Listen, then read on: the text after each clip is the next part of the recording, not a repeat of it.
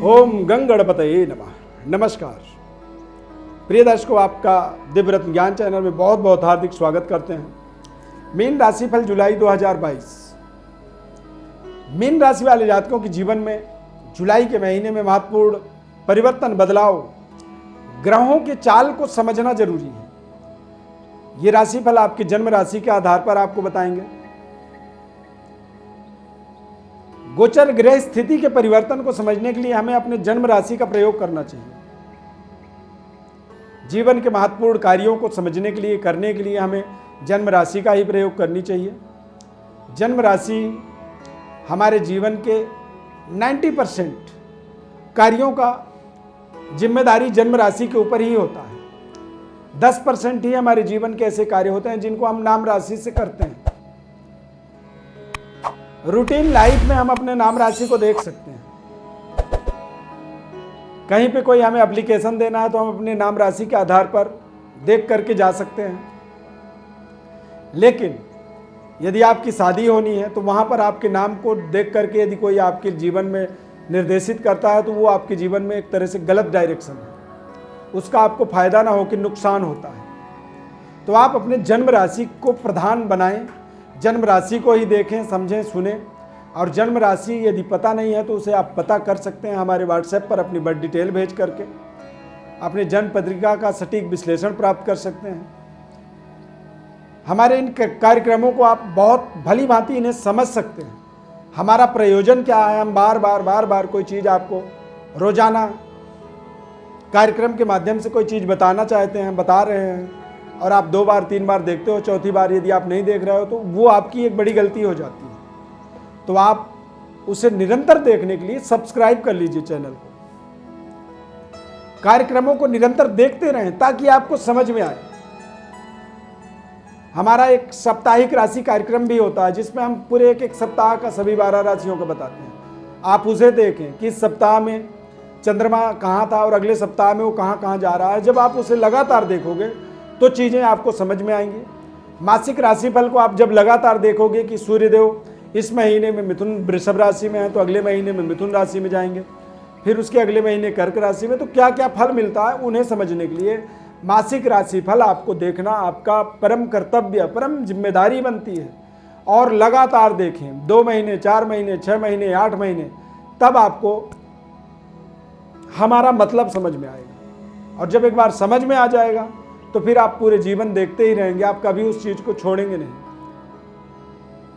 हम अपने जीवन में किसी पिक्चर को या किसी धारावाहिक को जब देखते हैं तो 2 एपिसोड, 4 एपिसोड देखने के बाद 5वां एपिसोड देखने की हमारी इच्छा होती है, क्योंकि वो एक स्टोरी समझ में आ जाता है। तो ठीक उसी तरह से एस्ट्रोलॉजी भी है।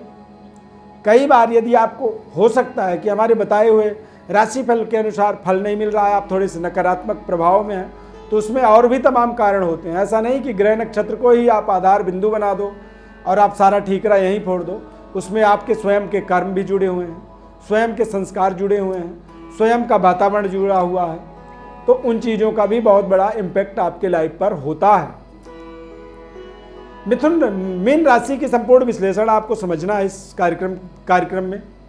गोचर ग्रह स्थिति को देखेंगे तो मीन राशि में चंद्रमा, गुरु और दोनों ग्रह का प्लेसमेंट इस पूरे महीने में बना रहेगा। राहु मंगल द्वितीय भाव में वृषभ मेष राशि में संचार करेंगे। द्वितीय भाव में राहु और मंगल ये दोनों ग्रह जब विराजमान होते हैं तो इसे भी एक तरह से मांगलिक दोष ही कह सकते हैं। शुक्र ग्रह का वृषभ राशि में प्लेसमेंट रहेगा 13 जुलाई तक, उसके बाद वो मिथुन राशि में जाएंगे। सूर्य बुध की युति बनेगा 2 जुलाई को, बुध मिथुन राशि में जाएंगे तो सूर्य बुध की युति बनेगा। फिर इसके बाद 16 जुलाई को सूर्य कर्क राशि में जाएंगे और 17 जुलाई को फिर बुध भी कर्क राशि में जाएंगे। यानी कि आपके चतुर्थ भाव में भी बुधादित्य राजयोग बनेगा और पंचम भाव में भी बुधादित्य राजयोग बनेगा। केतु सप्तम भाव में तुला राशि में संचार करेंगे और शनिदेव वक्रगत अवस्था में चल रहे हैं पूरे महीने। मीन राशि वालों के लिए 7.5 शनि का स्टार्ट हुआ था कुछ समय के लिए और अब वो 12 जुलाई को समाप्त हो जाएगा, क्योंकि वक्री शनि 12 जुलाई को मकर राशि परिवर्तन करेंगे। जैसे ही वो मकर राशि में जाएंगे तो आपकी सारी व्यवस्थाएं फिर से एज इट इज हो जाएंगी जो पहले थी। 7.5 का एक जो प्रभाव आपके जीवन में बना हुआ था, एक स्ट्रेस था, तनाव था, वो तनाव आपका पूर्णतया समाप्त हो जाएगा। और ये फिर लंबे समय तक, यानी कि 2022 में फिर दोबारा अभी 7.5 का कोई प्रभाव आपके जीवन में नहीं पड़ेगा। गुरु का मीन राशि में गोचर होना ये आपके लिए एक बड़े वरदान की तरह है। सेहत स्वास्थ्य में तमाम तरह की पुराने से पुरानी बीमारियों का आपको निराकरण मिलने वाला है। बेहतर पराक्रम शक्ति मिलेगा आपको और आप आत्मबली होंगे। आप अपने शरीर के अंदर, अपने चेहरे में एक नए तेज ग्लो को प्राप्त करेंगे। यहाँ पर आप देखेंगे कि जो मीन राशि के बच्चे हैं, विद्यार्थी हैं, उनकी जो कंसंट्रेशन, उनकी जो एकाग्रता में कमी आ रही थी, वो अपने निरंतरता में थोड़ी सी उनके अभाव हो रहा था। वो किसी कार्य को लंबे समय तक नहीं कर पा रहे थे। तो वो एक स्टेबिलिटी आपको फिर से विद्यार्थियों को मिलेगा। बच्चे अपने विषय वस्तु को अच्छे तरीके से समझ पाएंगे। देश विदेश में जाकर के अपने अध्ययन कार्य को, बड़े से बड़े यूनिवर्सिटी में जाकर के अपने एडमिशन को चाहते थे, तो वो वहाँ पर सफलता मिल जाएगी और बेहतर परफॉर्म एक बार फिर से मीन राशि वालों का शुरू होगा। जो बच्चे बहाने कर रहे थे, जो नकारात्मक वातावरण बना रहे थे, वो सारी उनकी समस्याएं दूर हो जाएंगी। क्योंकि 29 अप्रैल को देवगुरु बृहस्पति अपने राशि में वक्री होंगे, यानी कि मीन राशि में वक्रगत अवस्था में जब आएंगे तो वक्रगत अवस्था के देवगुरु बृहस्पति आपके लिए दिग्बली, ताकतवर, नए पद प्रतिष्ठा और नई डेवलपमेंट की परिभाषा आपको बताने वाले हैं। देवगुरु बृहस्पति के प्लेसमेंट के माध्यम से आप देखेंगे कि कारोबार, व्यापार और शिक्षा के दृष्टिकोण से आपके लिए बेहद शानदार समय पूरी जुलाई का महीना रहेगा। पारिवारिक सुखद वातावरण बनेगा। पारिवारिक जीवन का आप संपूर्ण सुख प्राप्त करेंगे। दाम्पत्य जीवन बेहद मधुरमय होगा और व्यापार में कुछ नए तरीके के व्यापारिक डेवलपमेंट आपको मिलेंगी। कुछ व्यापार में नए तरीके की आपकी लिंक जुड़ने वाले हैं, कुछ नए रिश्ते जुड़ने वाले हैं जो आपको व्यापार में एक बड़ी डेवलपमेंट के कारण बनेंगे। देवगुरु बृहस्पति का वक्री होना ये आपके लिए एक वरदान की तरह है। चतुर्थ और पंचम भाव में बुधादित्य योग बनेगा, यानी कि पंचम भाव में जब बुधादित्य योग कर्क राशि में बनेगा तो आपको तमाम तरह की नौकरी, जीविकोपार्जन की जो आपकी व्यवस्था है, उस व्यवस्था में आप बेहद कॉन्फिडेंट होंगे, आत्मबली होंगे। गवर्नमेंट जॉब की अप्लाई आप कर रहे हैं, कैंपस सिलेक्शन चाहते हैं, या फिर आप अपनी योग्यता को और बेहतर करके अपने करियर में, अपने नौकरी में, अपने कार्यक्षेत्र में एक बड़ी डेवलपमेंट चाहते हैं, तो कुछ अध्ययन कार्यों की भी आप पूर्णता कर सकते हैं।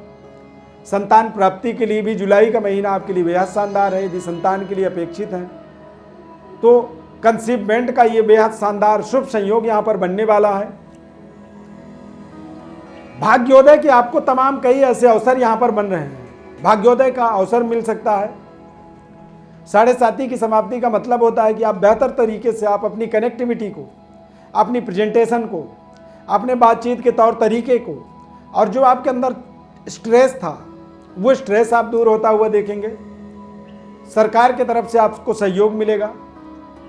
न्यायालय में किसी तरह कोई विवाद है, कोई डिस्प्यूट है, उन डिस्प्यूटों से अपने आप को बाहर निकालेंगे। विजयी मोमेंट आपको प्राप्त होगा। राहु और मंगल से थोड़ा सा आपको सावधान रहना है, यानी कि पूरे महीने आपको अपने घर परिवार से मनमुटाव से बचना होगा, अपने जीवन साथी से मनमुटाव से बचना होगा। किसी विशेष कार्य सिद्धि के लिए आप परिवार से इस महीने में दूर भी जा सकते हैं। देश विदेश यात्रा के शुभ संयोग भी आपके जीवन में बन सकते हैं, परंतु आपको जब भी यात्रा करना हो तो बेहद सावधानी पूर्वक। यात्रा में कुछ छल कपट, फ्रॉड भी हो सकता है, आपका धन व्यय भी हो सकता है। यानी कि जो आपके बगल में बैठा हुआ मित्र बना हुआ है, आपका वो मित्र नहीं है, दरअसल वो चोर है और वो आपके ऊपर डाका डाल सकता है, यानी कि आपके ऊपर आपका जेब काट सकता है, आपके पैसों को आप फ्रॉड कर सकता है, आपके साथ कुछ धोखाधड़ी, चीटिंग, फ्रॉडगिरी में आपको फंसा सकता है। तो ऐसे तमाम तरह के समस्याओं से हमें स्वयं बचना होगा। आपको कोई जाके बताएगा नहीं कि सामने वाला चोर है, आप बचो। आप उसके हाव भाव, उसके एक्सप्रेशन को आपको स्वयं समझना होगा, तभी आप अपनी विशेष बचाव कर पाएंगे, तभी आप अपने तमाम परिस्थितियों से अपने निराकरण को प्राप्त कर पाएंगे। मीन राशि वाले जातकों के जीवन में देवगुरु बृहस्पति का वक्री होना और शनि की 7.5 समाप्त हो जाना, ये अपने आप में एक वरदान की तरह समय रहने वाला है। अंगारक दोष का प्रभाव जो बनता है, इसमें आपको 2-3 चीज़ों का विशेष ध्यान रखना है। इन्वेस्टमेंट आपकी बहुत सोच समझ करके होनी चाहिए। परिवार के अंदर जो भी झगड़े तनाव हो रहे हैं उनको आपको समझना होगा कि दोनों ग्रह के रहने के कारण से ही आप तनाव महसूस कर रहे हैं। आपसी डिस्प्यूट बन रहा है, भाई भाई से, पिता पुत्र से, पुत्री माता से, इस तरह के डिस्प्यूट ये करते हैं। इसमें आप किसी को दोष नहीं दे सकते हैं। और दूसरा चीज, आपको थोड़ा सा अपने वाणी पर संयम रखना होगा। राहु जब द्वितीय भाव में होता है तो ऐसे व्यक्ति कर्कश वाणी, गलत तरीके की बातचीत, लूज लैंग्वेज का आदमी इस्तेमाल करता है, और इससे आपके जीवन में आपकी जो पद है, प्रतिष्ठा है, मान सम्मान है, वो कहीं ना कहीं प्रभावित होती है। लोगों की अपेक्षाओं के अनुसार आप एक तरह से रिजेक्टेड हो जाते हो। तो आपको इन चीज़ों का विशेष सावधानी रखना है, इन चीज़ों का विशेष आपको अनुसरण करना है। अपने उद्देश्यों की पूर्ति आप चाहते हैं, अपने जीवन में नई सफलता की परिभाषा चाहते हैं, तो आपको अपने वाणी में विशेष संयम रखना ही होगा। भाग्योदय नहीं हो पा रहा है, बारंबार आपके आसपास षड्यंत्र हो रहा है, और वो षड्यंत्र आपके तमाम प्रयासों पर पानी फेरता है। इसका कारण क्या है, उसे समझने के लिए आप जन्म पत्रिका का इस्तेमाल करें। अब जन्म पत्रिका का आप इस्तेमाल कर नहीं सकते हैं, चूंकि आप कोई ज्योतिषी तो है नहीं कि आप स्वयं पढ़ें, स्वयं समझें, स्वयं ग्रह स्थिति को देखें। उसका आपको एक सटीक विश्लेषण चाहिए, और सटीक विश्लेषण के लिए आप हमारे व्हाट्सएप पर अपनी बड़ी डिटेल भेज दें। आपको हमारी तरफ से संपूर्ण विश्लेषण हम बताएंगे। यदि आप अपना डिटेल भेजते हैं तो वहाँ पर थोड़ा सा आपको संयम भी रखना होगा, कुछ समय देना होगा, क्योंकि एक साथ कई बार काफ़ी लोग एक साथ अपनी जन्मपत्रियाँ हमारे पास भेजते हैं। अब जब एक साथ काफ़ी लोग जब जुड़ जाते हैं तो वहाँ पर हमें कई बार टाइम लगता है, समय लगता है, 2 दिन, 4 दिन, 5 दिन। तो यदि आप जन्मपत्री भेज रहे हैं तो 2 दिन, 4 दिन, 5 दिन का समय भी आपको देना होगा। हमारी तरफ से संपूर्ण विश्लेषण बताया जाएगा। कार्यक्रम अच्छा लगा तो आप इस कार्यक्रम को अपने कॉन्टैक्ट्स लिस्ट पर शेयर भी करें। यदि कार्यक्रम में पहली बार आप जुड़ रहे हैं तो आप चैनल को सब्सक्राइब जरूर करें। पहले से आपने सब्सक्राइब कर रखा है, उसके लिए बहुत बहुत धन्यवाद। कार्यक्रम को आपने देखा, कार्यक्रम आपको अच्छा लगा तो आप अपनी प्रतिक्रिया कमेंट के माध्यम से भी हमें बता सकते हैं। माता रानी की अपार कृपा आपके जीवन में बनी रहे। ढेर सारी शुभकामनाएं हमारी तरफ से। इस कार्यक्रम में बस इतना ही, नए कार्यक्रम में फिर मिलेंगे। बहुत बहुत धन्यवाद। जय माता दी।